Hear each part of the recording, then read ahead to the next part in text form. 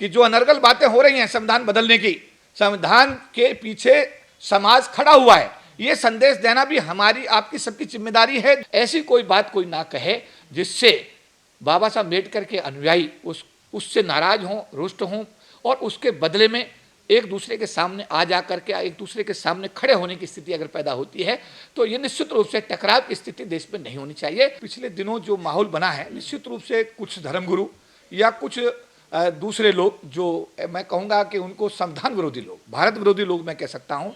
ऐसे लोगों ने जरूर संविधान के विषय में और बाबा साहब अम्बेडकर के विषय में ऐसी बातें कही हैं जो तथ्यहीन हैं और जो मैं कह सकता हूं कि जिनका कोई सिर और पैर नहीं। तो भारत की सच्चाई ये है कि संविधान होते हुए भी जातिगत आधार पर अगर भेदभाव ना होता तो भारत की सरकार को संविधान में संशोधन करके अनुसूचित जाति जनजाति SC ST एट्रोसिटी एक्ट 1989 का यहाँ पर जो है उनको नहीं लाना पड़ता। जब बंबई गए तो महाराष्ट्र में उनको प्रोटोकॉल नहीं दिया गया और उन्होंने कहा कि वास्तव में जातिगत दुर्भावना का मामला है। और जब वो चीफ जस्टिस ऑफ इंडिया कुर्सी पर बैठे तो एक सामान्य वकील ने उनके ऊपर जूता फेंका।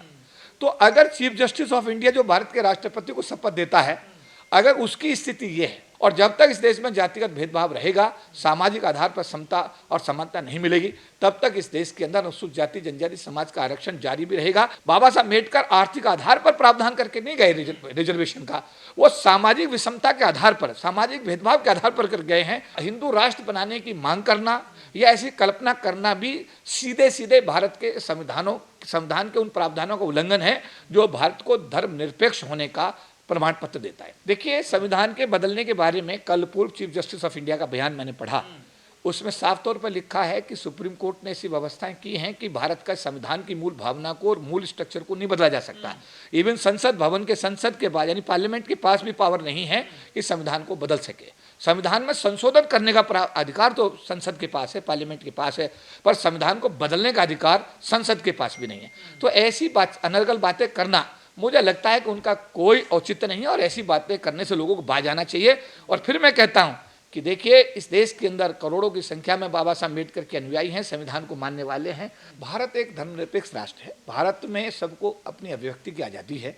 कोई भी व्यक्ति कुछ भी बोल देता है, उसका ये अर्थ नहीं है, लेकिन इतिहास के पन्नों में ये बात अंकित है कि परम पूज्य बाबा साहब डॉक्टर भीमराव अम्बेडकर जी को जो ड्राफ्टिंग कमेटी का चेयरमैन बनाया गया, जो सदस्य उसमें थे उनमें कोई बीमार हो गया, कोई छुट्टी ले गया, किसी की डेथ हो गई और किसी ने अपनी असमर्थता जाहिर कर दी। उस स्थिति में सारा भार परम पूज्य बाबा साहब डॉक्टर भीमराव अम्बेडकर के कंधों पर आया और उन्होंने उसको जिम्मेदारी को बहुत ही जिम्मेदारी के साथ, बहुत ही मजबूती के साथ निभाया। बहुत शिद्दत के साथ उन्होंने दुनिया का सबसे सर्वश्रेष्ठ संविधान बना करके भारत को दिया। और भारत को दिया नहीं, उन्होंने बना करके अपने हाथों से भारत के तत्कालीन राष्ट्रपति राजेंद्र प्रसाद जी को सौंपा। ये सब इतिहास के पन्नों में अंकित है कि भारत के संविधान निर्माता परम पूज्य बाबा साहब डॉक्टर भीमराव अम्बेडकर हैं। अगर कोई ऐसा व्यक्ति जो इन सब चीज़ों को के बारे में भ्रम पैदा करता है या बाबा साहब अम्बेडकर के बारे में बोलता है कि साहब किसी अन्य आदमी ने संविधान बनाया, सरकार को संज्ञान लेना चाहिए। इससे देश का माहौल खराब हो सकता है, बाबा साहब अम्बेडकर के अनुयायियों में रोष पैदा हो सकता है। इसीलिए अगर कोई ऐसा व्यक्ति ऐसी हरकत करता है तो सरकार को संज्ञान लेना चाहिए और ऐसे व्यक्ति को कानूनी कार्रवाई करके सलाखों के पीछे डाल करके एक संदेश देना चाहिए जिससे आने वाले दिनों में कोई ऐसी हिमाकत ना कर सके। जो संविधान कहता है देश में समानता बंधुता होनी चाहिए, क्या वो मौजूदा स्थिति में है देश में सर? देखिए, मैं ये कहूँगा कि पिछले दिनों में जो संविधान के प्रावधान थे उनके तहत अनुसूचित जाति जनजाति समाज के लोगों को तत्कालीन सरकारों ने आरक्षण दिया। 25% के हिसाब से लोकसभा विधानसभा में MLA MPs को जाने का मौका मिला। बहुत सारे लोग 40 लाख लोग सरकार की नौकरी में आने में कामयाब भी हुए, गरीबी की रेखा से ऊपर भी आए। 20 सूत्री कार्यक्रम चला करके गाँव के गरीब लोगों को जमीन के पट्टे, बहुत सारी सुविधाएं तत्कालीन सरकारों ने दी। जो अभी आपने कहा है कि पिछले दिनों जो माहौल बना है, निश्चित रूप से कुछ धर्मगुरु या कुछ दूसरे लोग, जो मैं कहूँगा कि उनको संविधान विरोधी लोग, भारत विरोधी लोग मैं कह सकता हूँ, ऐसे लोगों ने जरूर संविधान के विषय में और बाबा साहब अम्बेडकर के विषय में ऐसी बातें कही हैं जो तथ्यहीन हैं और जो मैं कह सकता हूँ कि जिनका कोई सिर और पैर नहीं। सर, आपने आरक्षण का अभी जिक्र कर दिया, लेकिन जो पूर्व CJI जो अभी 3 दिन पहले रिटायर हुए हैं, मैं यहाँ पर एक टिप्पणी करना चाहूँगा। जो पूर्व chief justice of India Gavai साहब की बात आप कर रहे हैं, गवई साहब के चीफ जस्टिस रहते हुए उनको प्रोटोकॉल, जब बंबई गए तो महाराष्ट्र में उनको प्रोटोकॉल नहीं दिया गया और उन्होंने कहा कि वास्तव में जातिगत दुर्भावना का मामला है। और जब वो चीफ जस्टिस ऑफ इंडिया कुर्सी पे बैठे तो एक सामान्य वकील ने उनके ऊपर जूता फेंका। तो अगर चीफ जस्टिस ऑफ इंडिया जो भारत के राष्ट्रपति को शपथ देता है, अगर उसकी स्थिति ये है, अगर एक वरिष्ठ आईपीएस अधिकारी, एडिशनल डायरेक्टर जनरल पुलिस जो है, उसकी घरवाली भी आईएएस, पूरा परिवार जो है, उनके ससुर साहब, उनके रिश्तेदार भी डीजीपी परिवार में, और उनका जो साला सगा मतलब एमएलए, उनकी जो वाइफ है वो आईपीएस, मतलब ऐसे जो मजबूत परिवार कह सकते हैं, जब इस देश में जातिगत आधार पर उनके साथ भेदभाव हो सकता है, जातिगत आधार पर उनको इतना प्रताड़ित किया जा सकता है कि कुछ लोग जूता फेंकने पर भी कार्रवाई भी नहीं कर पाते हैं, और कुछ लोग जातिगत प्रताड़ना का शिकार होकर आत्महत्या कर लेते हैं। तो भारत की सच्चाई ये है कि संविधान होते हुए भी जातिगत आधार पर अगर भेदभाव ना होता तो भारत की सरकार को संविधान में संशोधन करके अनुसूचित जाति जनजाति SC ST एट्रोसिटी एक्ट 1989 का यहाँ पर जो है उनको नहीं लाना पड़ता। तो ऐसा है कि क्योंकि यहाँ पर SC ST एट्रोसिटी एक्ट 89 लाया गया, जिसको कहते हैं अनुसूचित जाति जनजाति अत्याचार निवारण अधिनियम को यहाँ पर लाया गया, तो इसका अमल इस देश के अंदर जातिगत आधार पर भेदभाव सुनिश्चित तरीके से किया जाता है। और जब तक इस देश में जातिगत भेदभाव रहेगा, सामाजिक आधार पर समता और समानता नहीं मिलेगी, तब तक इस देश के अंदर अनुसूचित जाति जनजाति समाज का आरक्षण जारी भी रहेगा। और यही संवैधानिक प्रावधान बाबा साहब अम्बेडकर कर गए हैं कि वो बाबा साहब अम्बेडकर आर्थिक आधार पर प्रावधान करके नहीं गए रिजर्वेशन का, वो सामाजिक विषमता के आधार पर, सामाजिक भेदभाव के आधार पर कर गए हैं। तो मैं ये कहूँगा, चाहे वो पूर्व चीफ जस्टिस हों, चाहे कोई भी व्यक्ति है जो अपनी बात रखे, तो अपनी बात को संवैधानिक दायरे में रखे। सर, लगातार देश में संविधान के खिलाफ लगातार बातें हो रही, हिंदू राष्ट्र की मांगे हो रही, जैसे आप भी कल संविधान यात्रा निकालने वाले हैं, लेकिन देश में तमाम यात्राएं हिंदू राष्ट्र बनाने की हो रही हैं। सर देखिए, पिछले दिनों अगर आपने देखा हो तो ऐसा है कि जब डॉक्टर अम्बेडकर गोलमेज सम्मेलन में गए तो उन्होंने भी अछूत स्थान की बात की थी, वो नहीं मानी गई। पिछले दिनों भिंडरवाले साहब ने इस देश के अंदर अलग से खालिस्तान बनाने की बात भी कही,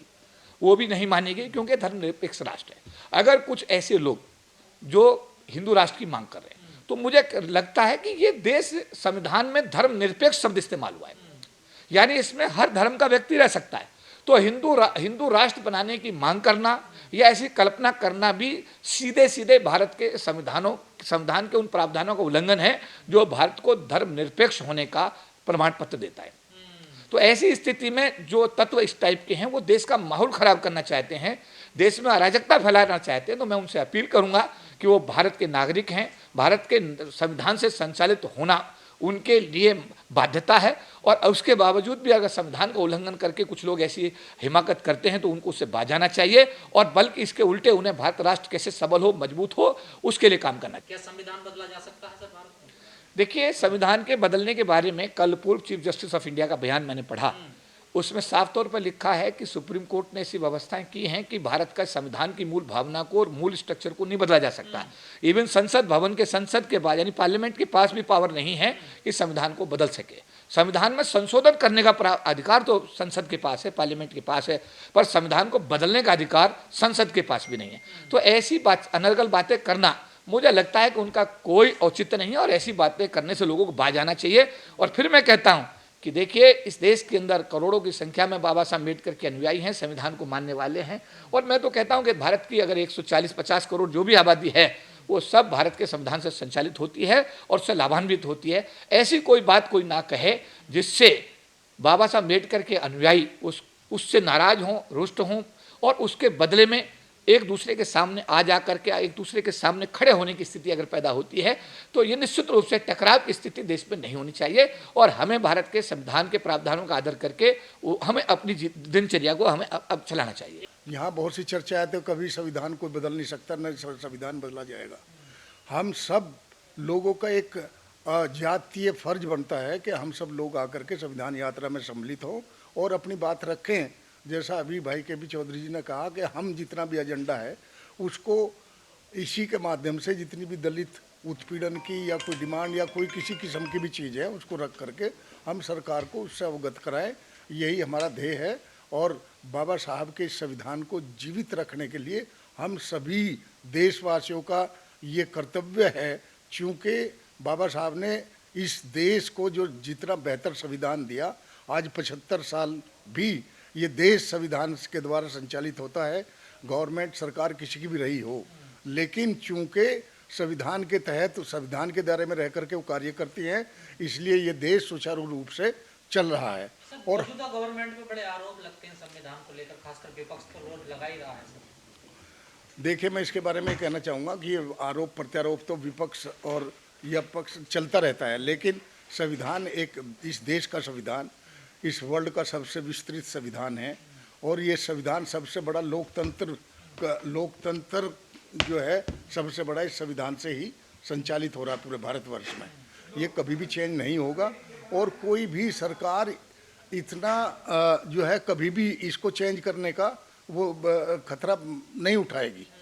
और मोर स्पेशली आपने सुना होगा प्रधानमंत्री जी, हमारे जो प्रधानमंत्री, वो भी ये कहते हैं हमेशा कि ऐसी भ्रांति लोगों का, ये ऐसा कुछ भी नहीं होगा, कोई संविधान को चेंज नहीं कर रहा। वो अपने वक्त में आपने सुना भी होगा। बाकी संविधान देखिए, संविधान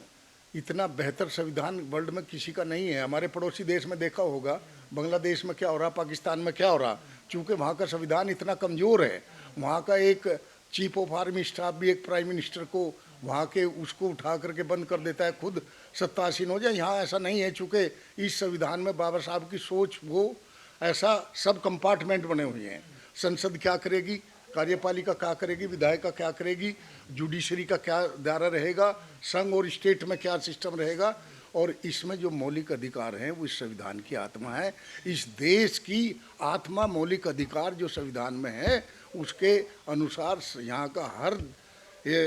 देश का वासी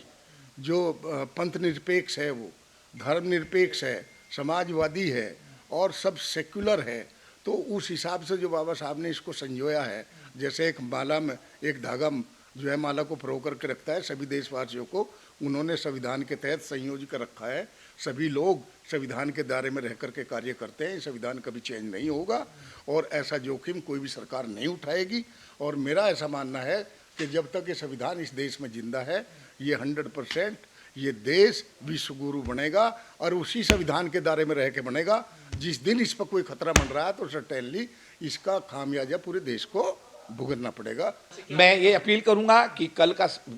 का जो ये संविधान यात्रा है किसी व्यक्ति विशेष की नहीं है, समर्पित है परम पूज्य बाबा साहब डॉक्टर भीमराव अम्बेडकर जी को और उनके द्वारा बनाए गए संविधान के लिए। तो मेरा निवेदन है कि आप सब लोग संविधान यात्रा का हिस्सा बन करके अपनी श्रद्धा सुमन परम पूज्य बाबा साहब डॉक्टर भीमराव अम्बेडकर को भी दें और साथ साथ अपनी निष्ठा संविधान में आपको निश्चित रूप से दिखाने के लिए, सिद्ध करने के लिए आपको कल प्रातः 9 बजे इंडिया गेट अर्थात कर्तव्य पथ पर आपको आना है, संविधान यात्रा का हिस्सा बनना है, एक इतिहास बनाना है और आपको यह भी सिद्ध करना है कि जो अनर्गल बातें हो रही हैं संविधान बदलने की, संविधान के पीछे समाज खड़ा हुआ है, ये संदेश देना भी हमारी आपकी सबकी जिम्मेदारी है। जो बाबा साहब अम्बेडकर के लगाए हुए वृक्ष के फल खा रहे हैं, ये हमारी आपकी जिम्मेदारी है। तो मैं आपको अधिकार के साथ कहूँगा कि आप सब लोग कल 9 बजे आएँ, संविधान यात्रा का हिस्सा बने और अपना जो आपकी सामाजिक जिम्मेदारी उसका निर्वहन करते हुए एकता एकजुटता का परिचय दें। सभी लोग जो भारत के संविधान से लाभान्वित लोग हैं, सबको हम न्योता दे रहे हैं कि आप सब लोग आएँ। और इसका उद्देश्य यह है कि बाबा साहब अम्बेडकर जो दुनिया के सबसे योग्य व्यक्ति हैं और दुनिया का सबसे उत्कृष्ट संविधान बना करके उन्होंने भारत को समर्पित किया है, संविधान के प्रावधान लागू हों। संविधान जो बाबा साहब का उत्कृष्ट संविधान, दुनिया का सबसे सर्वश्रेष्ठ संविधान जो माना गया है, उसमें सभी वर्गों के लिए, सभी नागरिकों के लिए जो व्यवस्थाएं की गई हैं, उन व्यवस्थाओं के विषय में लोग जागरूक हों, उनके विषय में लोगों को जानकारी मिले। संविधान पर चर्चा होगी विज्ञान भवन में, सब लोग वक्ता, हमने विशेष वक्ता इसमें बुलाए हुए हैं, भारत के पूर्व चीफ जस्टिस, हाई कोर्ट के चीफ जस्टिस, भारत सरकार के सेक्रेटरीज, आयोग के चेयरमैन, दिल्ली की मुख्यमंत्री, बहुत लोगों को इसमें आमंत्रित किया गया है और सभी लोग उसमें शिरकत कर रहे हैं। तो हमारा उद्देश्य, हर साल हम लोग संविधान दिवस के मौके पर संविधान यात्रा निकाल करके एक संदेश देते हैं कि हम सब लोगों को संविधान को पढ़ना चाहिए, संविधान के प्रावधानों को समझना चाहिए और संविधान के अनुसार आचरण करके भारत को एक सबल राष्ट्र बनाने की दिशा में हमको अपना योगदान देना चाहिए। मैं संविधान दिवस जैसे विगत वर्षों की भांति हम हमेशा संविधान दिवस को मनाते आए हैं। ये आज इस बार 26 जनवरी को ना होकर के हम 26 नवंबर को ना होकर के 30 नवंबर को मनाया जा रहा है, जो ठीक 9 बजे हम सब लोग इकट्ठा होंगे इंडिया गेट पर, वहाँ से पैदल मार्च करके विज्ञान भवन तक आएंगे। और ये संविधान के लिए मेरी यही अपील रहेगी कि पूरे जितने श्रद्धार्थी संविधान से लाभान्वित हैं और पूरे देश के, चूँकि पूरा देश संविधान से संचालित होता है, बहुत सी भ्रांतियां हैं वो अभी डिस्कस की आपने, लेकिन मैं इसमें यही कहना चाहूँगा, कल के लिए मैक्सिमम लोग जो बाबा साहब को मानते हैं, बोधिसत्व बाबा साहब डॉक्टर भीमराव अंबेडकर के द्वारा निर्मित ये संविधान है और ये हमेशा